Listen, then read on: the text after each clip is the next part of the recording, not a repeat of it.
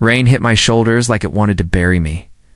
The street outside the restaurant blurred through the downpour, but the words on my phone burned clear. He's never going to find out, from Nora.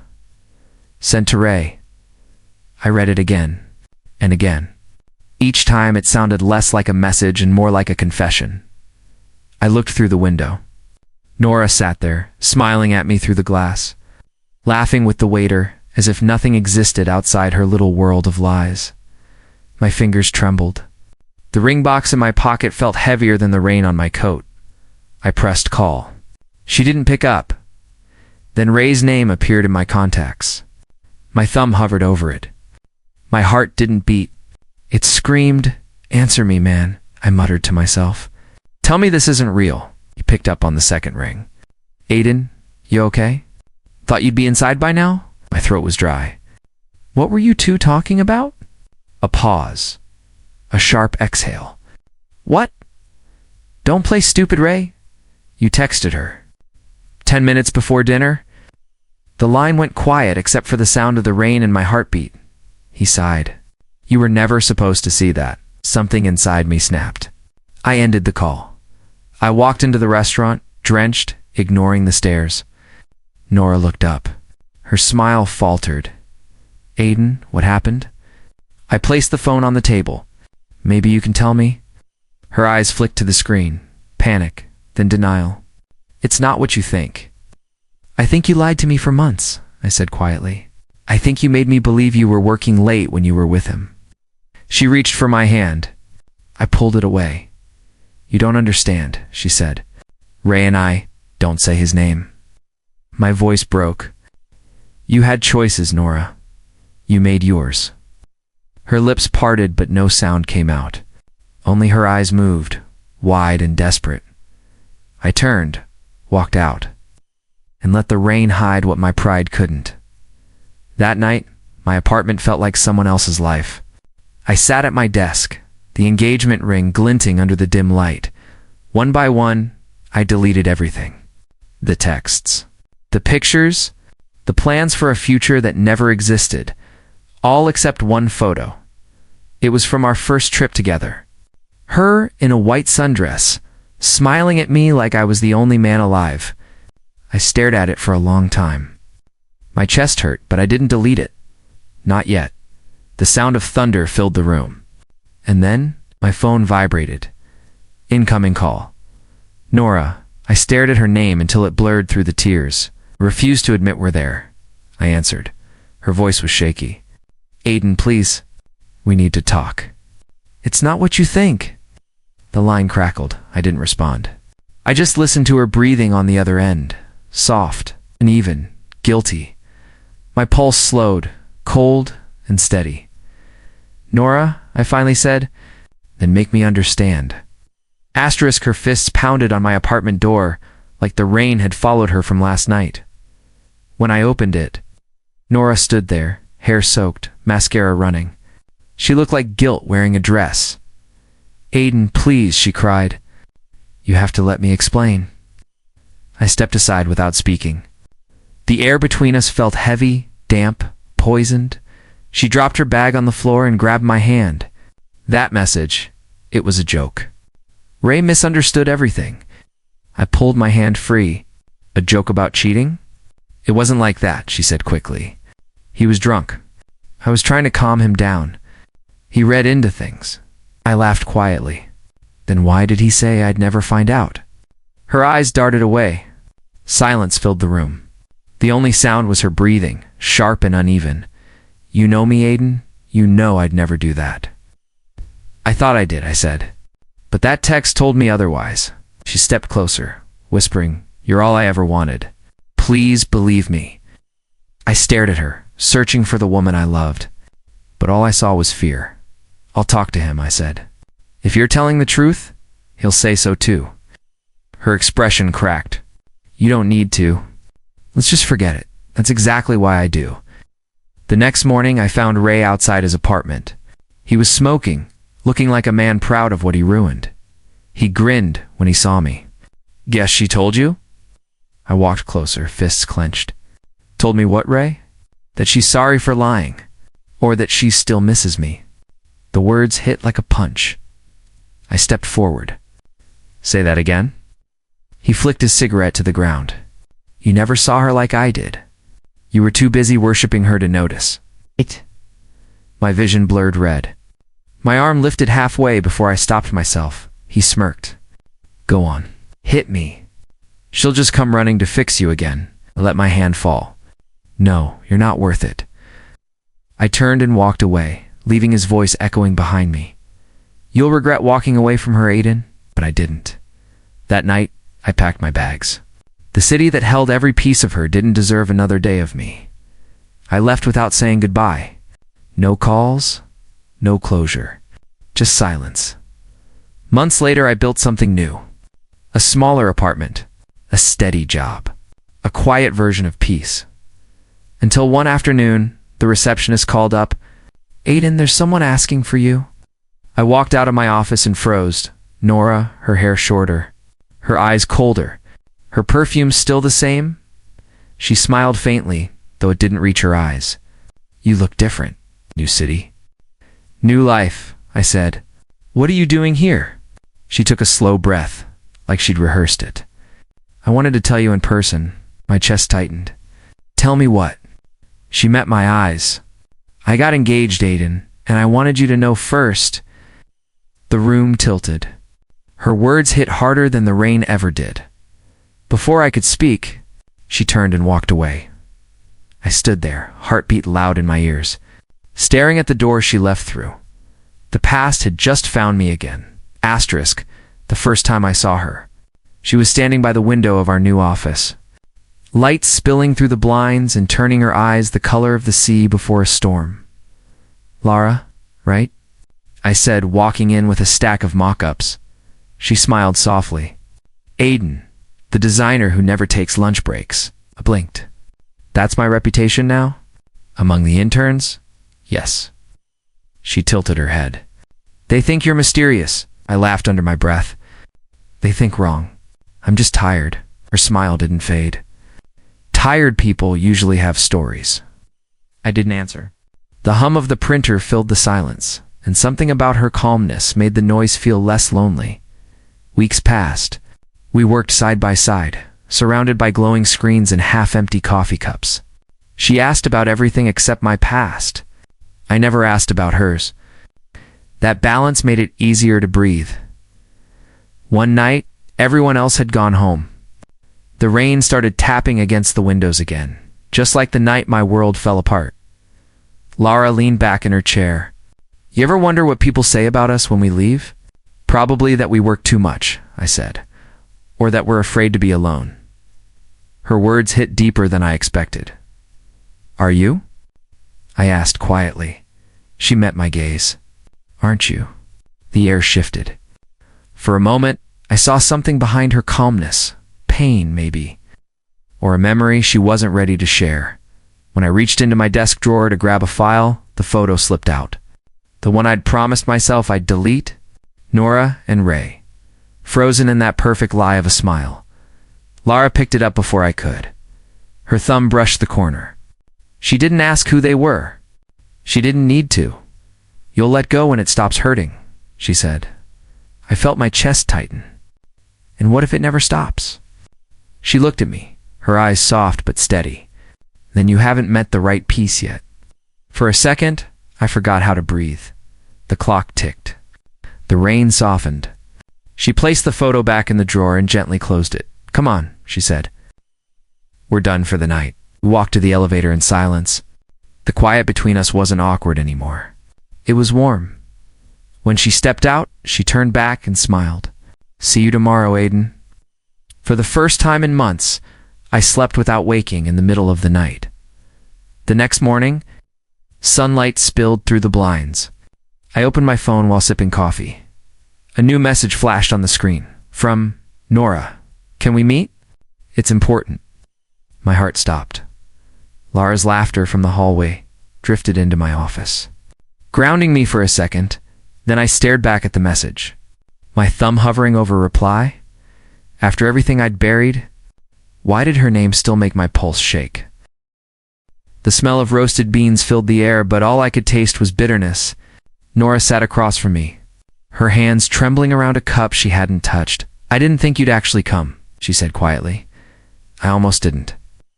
I watched the steam rise between us like a wall. "You said it was important." Her eyes darted up, then away. "I'm getting married." I let out a short laugh. "To Ray?" "I know." She flinched. "It's not what you think. It's complicated." I leaned forward. "Try me." "It's circumstance," she said, voice cracking. "My family's business is tied to his." I didn't have a choice. "Everyone has a choice," I said. "You just made the one that hurt me." Her lip trembled. "I didn't mean for any of this to happen." "Then why do it?" She looked down at her hands, the coffee untouched. Her engagement ring glinting under the cafe lights. "Because I was scared," she whispered. The words hung in the air like smoke. I wanted to feel anger. Instead, I felt tired. "You broke me, Nora," I said softly. "And now you want me to feel sorry for you?" Tears rolled down her cheek. "I want you to forgive me," shook my head. "Forgiveness doesn't change the truth." She stood suddenly, chair scraping the floor. "I'm not the villain you think I am. Then prove it." Her hand brushed the table as she turned to leave. That's when I saw it. A bruise on her wrist, faint but clear. "Nora, wait." I reached out, but she pulled away too fast. "It's nothing," she said. "Please, just forget what you saw." She hurried out of the cafe, leaving her untouched cup and a storm inside me. I sat there, staring at the door long after she was gone. The scent of her perfume lingered in the air, mixing with the bitter coffee. That night, I lay on my couch staring at the ceiling. The city lights bled through the blinds. My thoughts circled the same question. Was she lying again, or had Ray done something worse? A soft knock came at my door. Laura stepped inside holding 2 cups of instant coffee. "You didn't answer your phone," she said. "Didn't feel like talking." She sat beside me, setting the cups down. "You saw her?" I nodded. "What did she say?" "That she's marrying him out of circumstance." Laura gave a faint, knowing smile. "And you believed her?" "I don't know," I admitted. There was something different about her. Fear, maybe. Laura turned her head, studying me. "You can't save her, Aiden." "I'm not sure I want to," I said. "But I can't shake the feeling something's wrong." She looked at me for a long moment, then reached out, her hand brushing my arm. "You're not responsible for her pain." Her touch grounded me. For the first time all day, I exhaled. Then my phone buzzed on the table. Unknown number. I picked it up. "Hello?" The voice on the other end was familiar, calm, and cold. "Ray speaking," he said. "You'll want to be at the wedding." "Aiden, trust me." The line went dead. I sat frozen, Laura's hand still on my arm. The hum of the city growing louder. Whatever game they were playing wasn't over. Asterisk. The church smelled like white lilies and regret. I stood near the back, hands in my pockets, trying to convince myself that I was only there for closure. But when I saw Nora, in her lace gown, I realized closure doesn't come when you still remember the way someone used to laugh in your arms. Ray stood tall, confident, his hand trembling just slightly as the vows began. I wondered if guilt ever makes your fingers shake like that. Then the doors opened again. Laura walked in. Every head turned. But only one reaction mattered.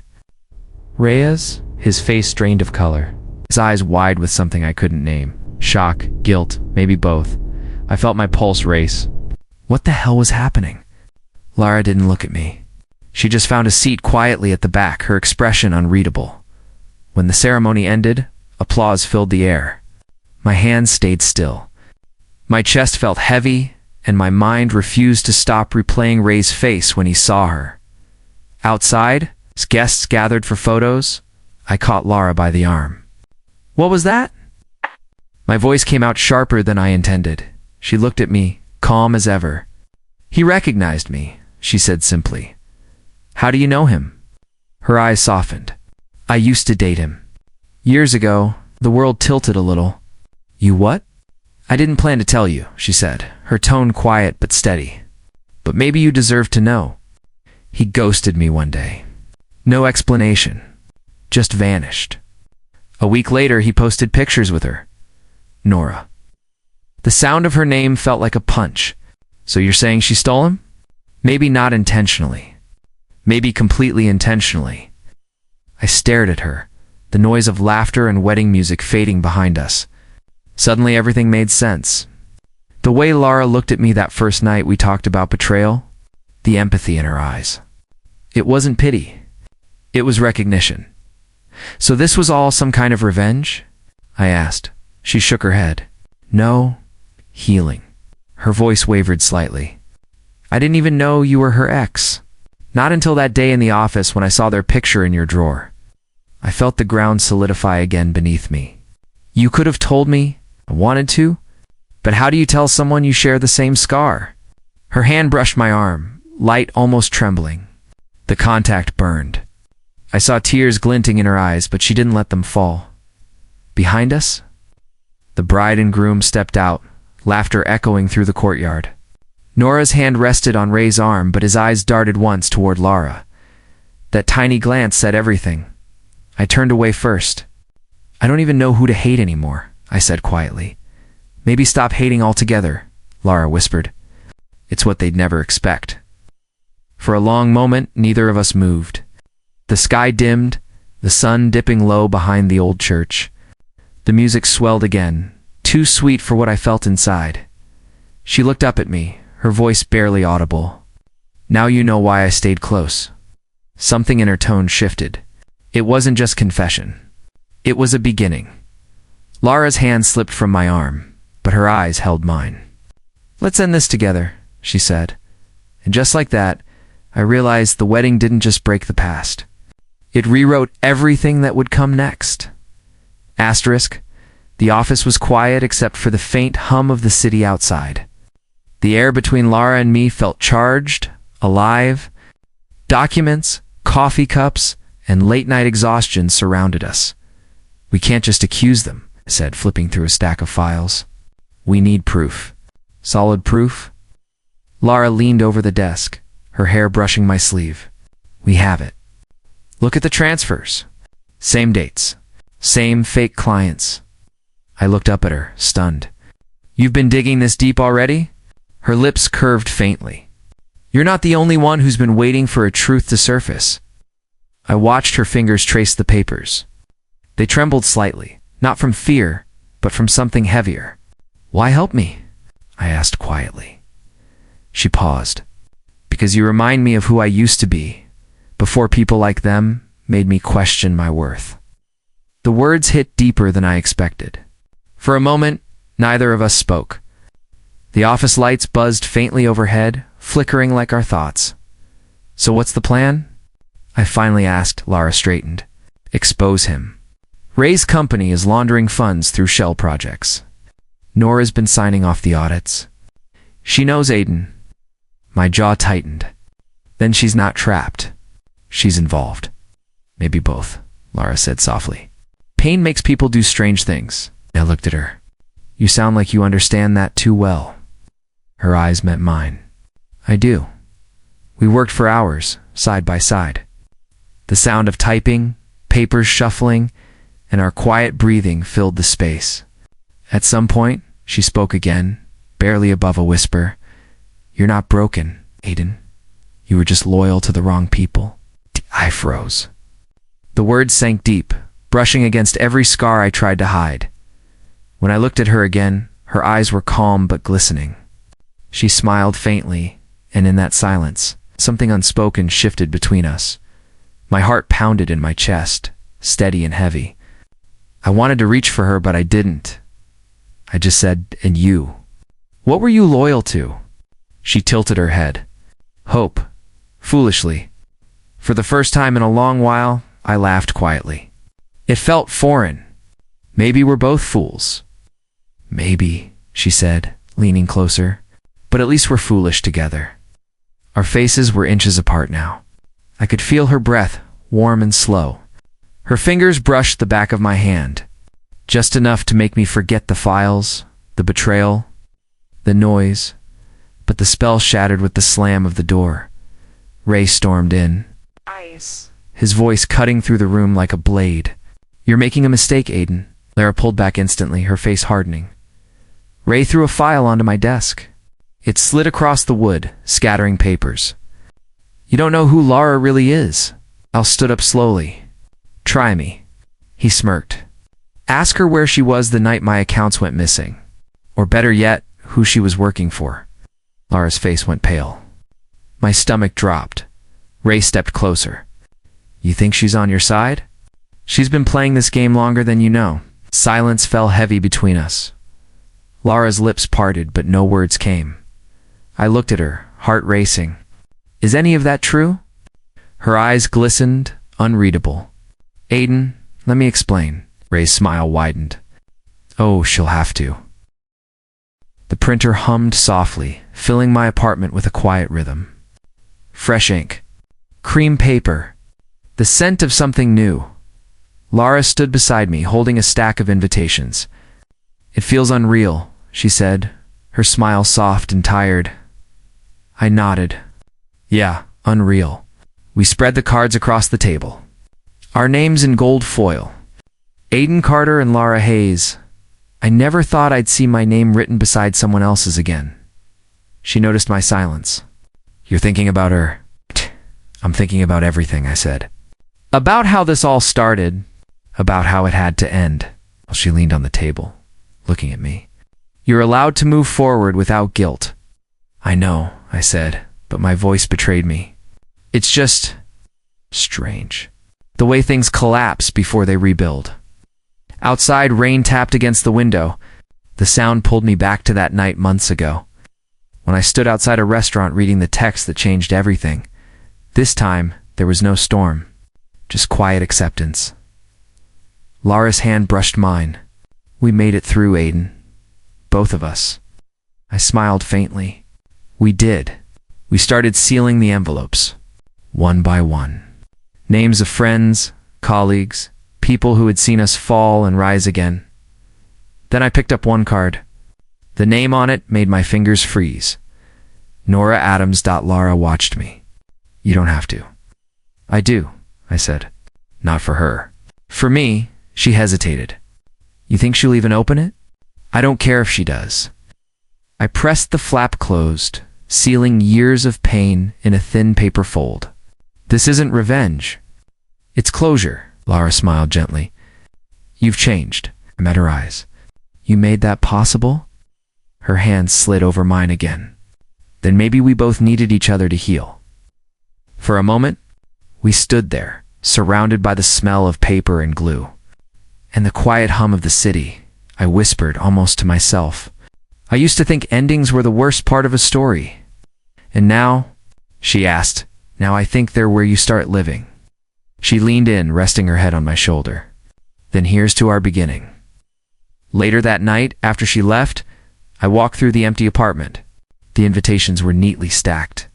The gold letters shimmered under the lamplight. I felt peace. Real, grounded peace. I sat down at my desk, picked up my phone, and deleted the last remaining photo of Nora. My chest felt light. For once, I didn't need proof of anything. Days passed quietly. Work, laughter, plans. The world felt simple again. Then one evening, as I was locking up the office, my phone buzzed. An unknown number. One message. You think you've won, Aiden? You have no idea what's coming. The hallway light flickered. My hand tightened around the phone. I stared at the message, feeling that old weight return to my chest. Was it her? The screen dimmed. I whispered into the silence. What are you planning, Nora? Asterisk, the chapel glowed like morning itself. Sunlight streamed through the glass walls, spilling across the white aisle and the rows of faces smiling at us. My hands felt steady, but my heart was anything but. Lara stood beside me, radiant in simple elegance, her fingers brushing mine. The music began, soft and pure. The world slowed, then the doors opened. Every head turned. My chest tightened. It was her, Nora. She stood at the back, pale and shaking, her dress clinging to her like she had run through the wind to get here. Her eyes found mine, and in that moment, every scar inside me throbbed again. Lara looked at me. Aiden. I swallowed hard. It's fine, but it wasn't. Not yet. Nora started walking down the aisle. Slowly, hesitant steps. The guests whispered. Lara stayed still, calm, as if she already knew this moment had to happen. When Nora reached me, she didn't speak at first. Just stared. Her voice broke when it finally came. I never thought you'd move on. The air between us felt heavy. I didn't think I could, I said quietly. But you taught me how to. Her lips trembled. That wasn't what I wanted. Then you shouldn't have left, I replied. You shouldn't have lied. Her tears glistened under the sunlight. I thought I had time to fix it, shook my head. Time only fixes those who want to heal. You wanted control. She looked past me then at Lara, at the peace on her face, at the calm in her hands. That's when I saw at the moment Nora realized she had lost something she could never replace. Lara's voice was steady. We're about to start, Nora. You can stay, but don't ruin this for him. Not again. Nora blinked, stunned. Then quietly, she stepped back. You're right, she said. He deserves this. As she turned to leave, I felt no anger. Just relief. The music began again. Lara reached for my hand. Her touch was grounding, warm. I smiled, the kind that comes after years of storms. Ready? She nodded. More than ever, spoke our vows beneath the glass ceiling, surrounded by light. The words didn't feel like promises. They felt like truth. When the applause filled the chapel, I glanced toward the back. Nora was gone. Outside, as guests surrounded us with laughter and petals, Lara squeezed my hand. She saw your piece, she said softly. I looked at her, and that destroyed her ego more than any revenge ever could. Later, as we walked toward the car, I saw it. A small folded note tucked under the windshield wiper.